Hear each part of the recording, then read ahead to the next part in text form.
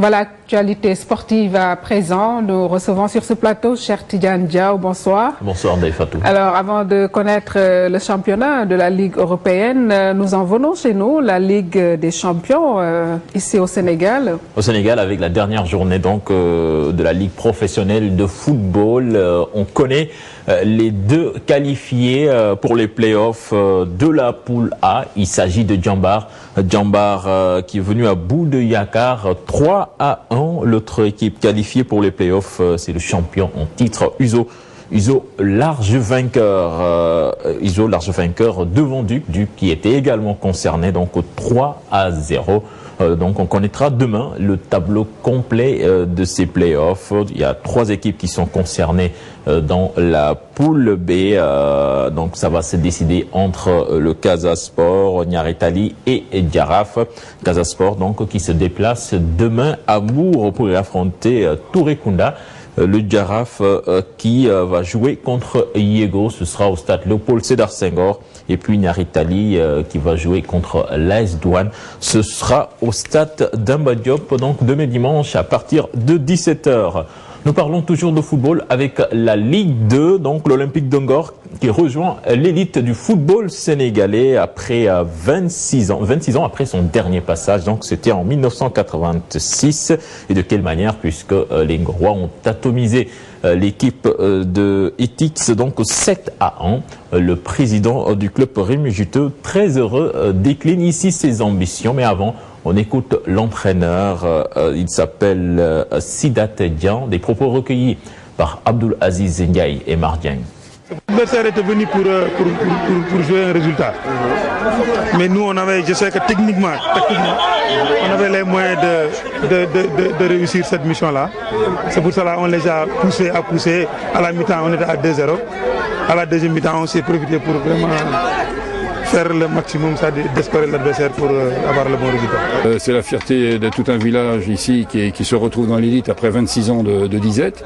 D'avoir remonté ce club en 2006, on était en D3, on remonte en Ligue 1. C'est vrai qu'on a mis peut-être 6 ans, mais il y avait autre chose aussi à monter. C'est donc l'aboutissement, c'est d'avoir un stade fonctionnel qui peut répondre maintenant à des matchs de L1 de haut niveau. Et bon, il nous manque que le gazon synthétique. C'est tout de même avec les élections, on a eu un petit problème, et ça devrait être mis au plus tard en 2013 pour l'année prochaine, en accord avec la mairie de Dakar. Donc c'est un projet où on a fait tout le soubassement pour le gazon synthétique. On n'a plus qu'à pratiquement à le poser, enfin mettre le remblai, le dernier remblai et le gazon synthétique. Donc l'aboutissement, c'est d'avoir un stade. L'aboutissement, c'est d'avoir un stade et une équipe en L1.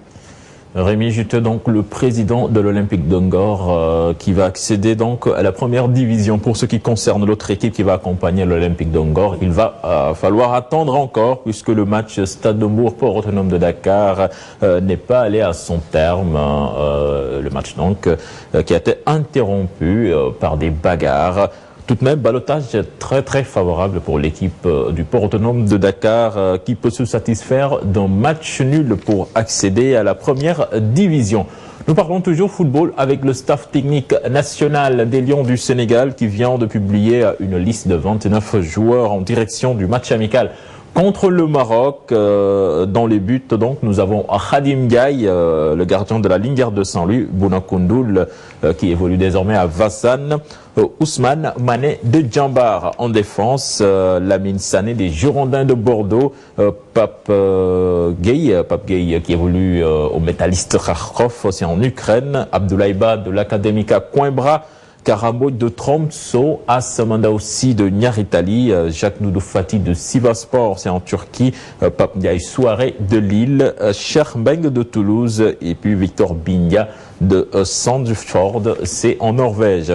Au milieu de terrain, Mohamed Djamé de Wigan, Rémi Gomis de Valenciennes, Cheikhou Kouyaté d'Anderlecht, Ricardo Fati à Salonique, c'est en Grèce, Idriss Ganagay de Lille, Abdoulaye Seck Épinal, Stéphane Badji Sangdal, Sadio Mané de Metz et puis Martar Thioun, Karlsruhe, c'est en Allemagne. Et puis en attaque, nous avons Papis Demba Cissé de Newcastle, Dame Doy de FC Copenhague, Souleymane Camara de Montpellier, Ibrahima Touré, lui il est tout nouveau, il nous vient de l'AS Monaco, Moussa Konaté de Maccabi Tel Aviv, c'est en Israël, et puis Ibrahima Baldé de l'Osasuna à Pamplune.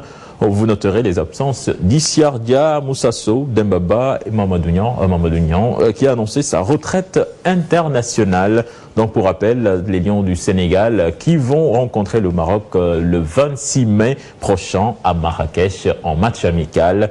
C'était l'Égypte qui devrait jouer avec les Lions, mais le match a été reporté, enfin, pas reporté, mais les Égyptiens ont voulu que ce match se tienne au Soudan, ce que les Lions du Sénégal n'ont pas accepté finalement. Donc ce sera l'équipe du Maroc le 26 mai prochain à Marrakech.